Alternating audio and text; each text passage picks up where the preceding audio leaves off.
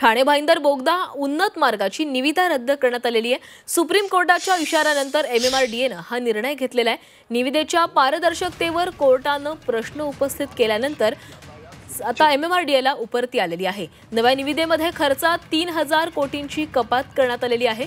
मीरा भाईंदर ते गायमुख उन्नत आणि भुयारी मार्ग प्रकल्पासाठी काढलेल्या 2 निविदा रद्द करण्याची नामुष्की MMRDAवर ओढावली आहे। सुप्रीम कोर्टाने नव्याने निविदा प्रक्रिया राबवणार की सुरू असलेल्या निविदेला स्थगिती देऊ असा इशारा दिलेला होता आणि यानंतर MMRDAने निविदा रद्द करण्याचा निर्णय घेतलाय। ही निविदा प्रक्रियाच रद्द झाल्याने L&Tची याचिकाही निकाली काढल्याचं सुप्रीम कोर्टाने सांगितलंय।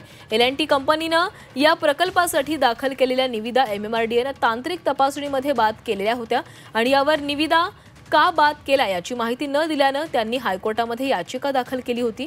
मात्र न्यायालयामध्ये L&Tला दिलासा मिळालेला नाहीये, त्यामुळे त्यांनी सुप्रीम कोर्टाचे दरवाजे ठोठावले होते।